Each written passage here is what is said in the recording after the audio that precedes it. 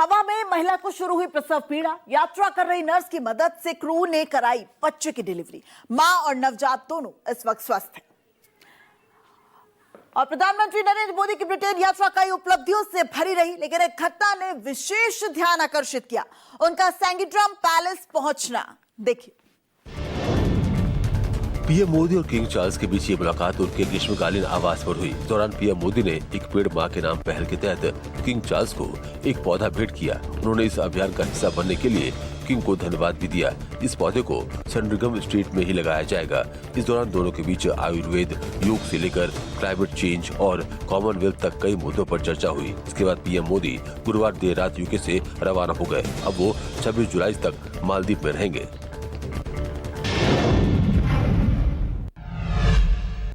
बिहार में मतदाता सूची के विशेष गहन पुनरीक्षण यानी एसआईआर का आज आखिरी दिन है। अब तक कितना काम हुआ, देखिए। बिहार में वोटर लिस्ट रिवीजन का 99% काम पूरा हो गया है। आयोग के अनुसार 23 जुलाई तक करीब 98% मतदाता को जहां कवर किया जा चुका था, वहीं 24 जुलाई को यह आंकड़ा 99% तक पहुंच चुका है। इस प्रक्रिया के दौरान 21.6 लाख ऐसे मतदाता मिले जिनकी मौत हो चुकी है और 31.5 लाख मतदाता अपना स्थायी पता बदल चुके हैं। वहीं 7 लाख मतदाताओं के वोट एक से अधिक जगह पर है, जबकि 1 लाख मतदाताओं का कोई पता नहीं चला है।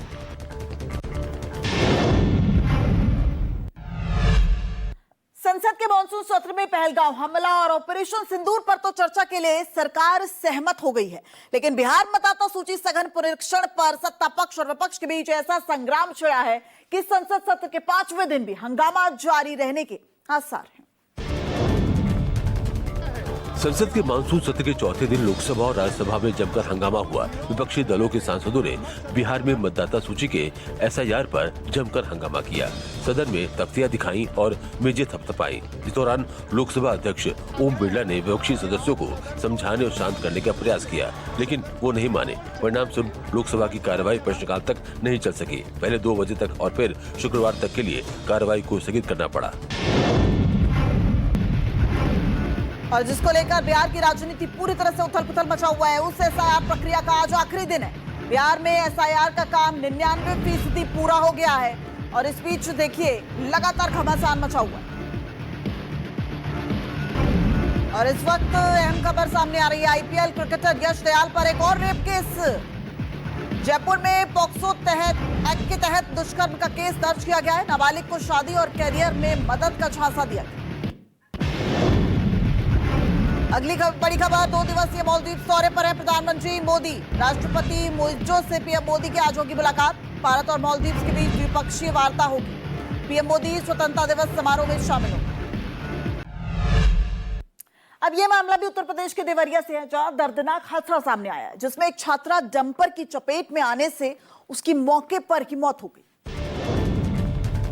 डंपर की चपेट में आई करिश्मा स्कूल से लौट रही थी। इसी दौरान वो इंदुपुर में डंपर की चपेट में आ गई और मौके पर ही उसकी दर्दनाक मौत हो गई। बताया जा रहा है डंपर काफी तेज रफ्तार में था। घटना की जानकारी मिलते ही पुलिस मौके पर पहुंची और शव को कब्जे में लेकर पोस्टमार्टम के लिए भेज दिया। हादसे के बाद डंपर चालक ने भागने की कोशिश की, लेकिन वहां मौजूद लोगों ने उसे पकड़ लिया। हादसे के बाद परिवार में कोहरा मचा हुआ है।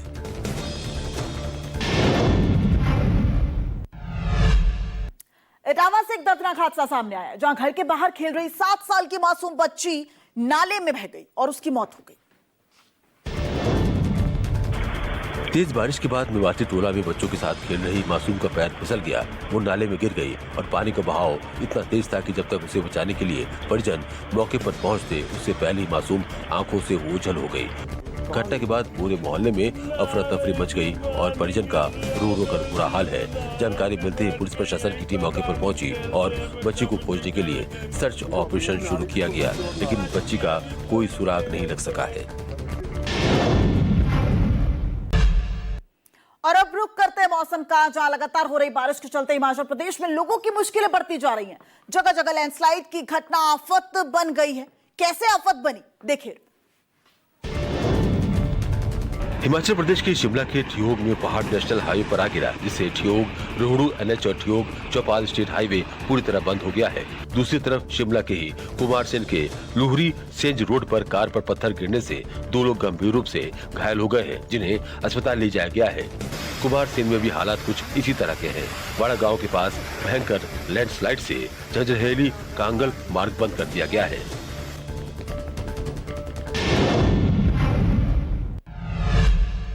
हिमाचल प्रदेश में मानसून का प्रहार एक बार फिर लोगों पर कहर बनकर टूटा है। मूसलाधार बारिश ने प्रदेश का जनजीवन पूरे तरीके से तहस नहस कर दिया है। चंबा के भरमौर के कुकड़ी क्षेत्र में भारी बारिश के बाद बुधवार को अचानक बाढ़ आ गई, जिससे इलाके में भारी नुकसान होने की खबर है। इस बीच कई हिस्सों में बारिश का दौर जारी है।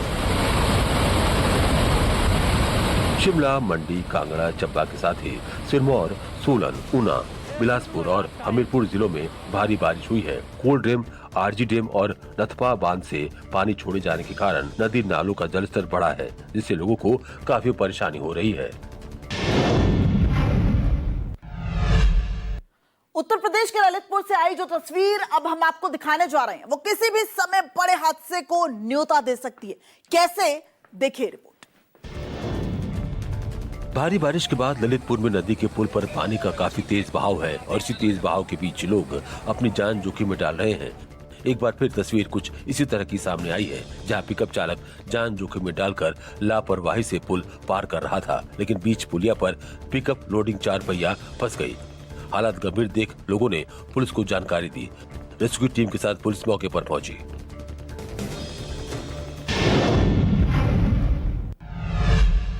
वहीं मध्य प्रदेश के नर्मदापुरम से बारिश का प्रहार जारी है। इस प्रहार का असर सेमरी खुर्द ग्राम में देखने को मिल रहा है। देखिए,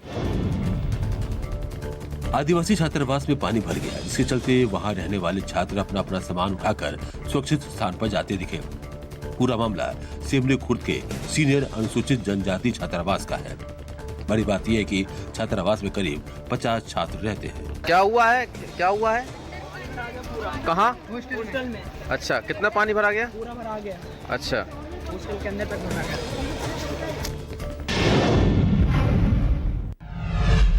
छत्तीसगढ़ में भी हालात बहुत अलग नहीं है। जशपुर में हो रही झमाझम बारिश ने जनजीवन को पूरी तरह से अस्त व्यस्त कर दिया है। कैसे, देखिए।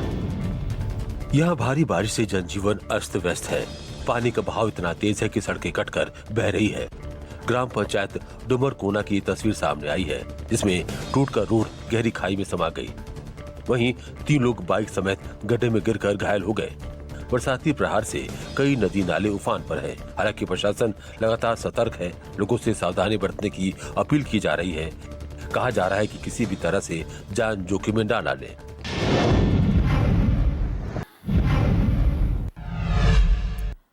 खबर हिमाचल प्रदेश के शिमला से, जहां एक युवती पर बंदर के अटैक का वीडियो सामने आया है।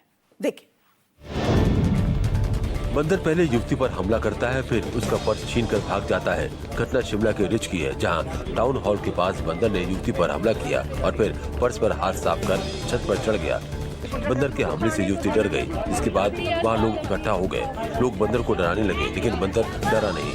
फायर ब्रिगेड से एक टीम और सीढ़ी मंगवाई गई। इसके बाद एक युवक ने सीढ़ी के जरिए छत पर चढ़कर पैसे निकाले। हालांकि कुछ पैसे लेकर बंदर भाग गया।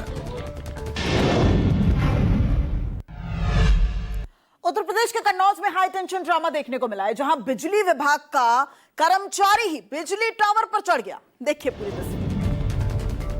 बिजली के टावर पर चढ़कर हाई वोल्टेज ड्रामा करता ये शख्स खुद बिजली विभाग में कर्मचारी है। वो अपने ही विभाग से नाराज होकर करीब 50 फीट ऊपर टावर पर चढ़ गया और हाई टेंशन ड्रामा करने लगा।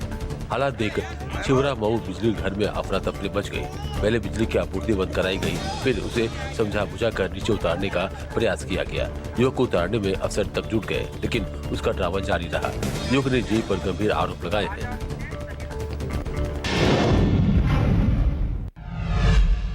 वहीं मध्य प्रदेश के रीवा में पुलिस कस्टडी में एक हत्या के आरोपी का रील बनाना उसको महंगा पड़ गया और चर्चा का विषय भी बन गया। कैसे, देखिए पूरी रिपोर्ट। वीडियो में आरोपी एक हाथ में हथकड़ी और दूसरे हाथ में मोबाइल लिए नजर आया।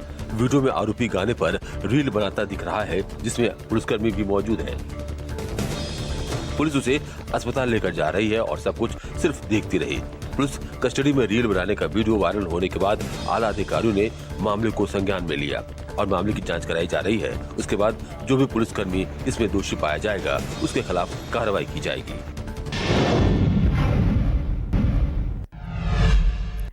तीर्थ नगरी ऋषिकेश से खबर सामने आई है, जहां पुलिस ने फरिश्ता बन नवजात को नई जिंदगी दी है। कैसे, देखिए पूरी रिपोर्ट।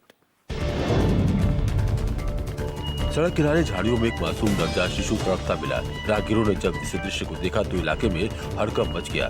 सूचना मिलते ही चौकी प्रभारी विनय शर्मा अपनी टीम के साथ पहुंचे और इंसानियत की मिसाल पेश करते हुए मासूम को गोद में उठाकर तुरंत एम्स ऋषिकेश ले गए। फिलहाल डॉक्टरों की देखरेख में बच्चा सुरक्षित है। पुलिस ने लोगों से अपील की है कि अगर किसी के पास इस नवजात या उसके परिजनों के बारे में कोई जानकारी हो तो तुरंत थाने में संपर्क करें।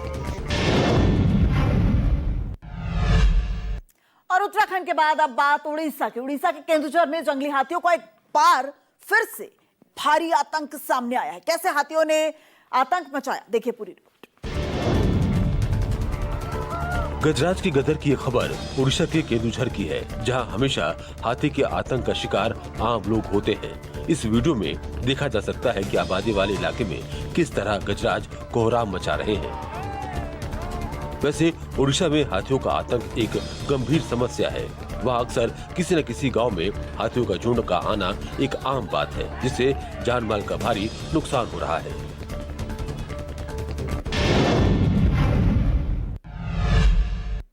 खबर उत्तर प्रदेश के झांसी से, जहां रेलवे का इंतजाम पानी पानी हो गया। एलटीटी सीतापुर एक्सप्रेस का S6 कोच चलता फिरता वाटर पार्क बन गया। झांसी रेलवे स्टेशन पर उस वक्त अफरा तफरी मच गई जब लोकमान्य तिलक टर्मिनल से सीतापुर जा रही एक्सप्रेस ट्रेन के एक कोच में झरना बहने लगा। एलटीटी सीतापुर एक्सप्रेस के S6 कोच के अंदर से यूं पानी टपक रहा था मानो कोई नया वाटरफॉल दिख रहा हो। सीटें, फर्श, बैग, कपड़े सब पानी में गीले हो गए। यात्रियों ने जब सोशल मीडिया पर वीडियो वायरल किया तब जाकर रेलवे के अफसरों की नींद टूटी।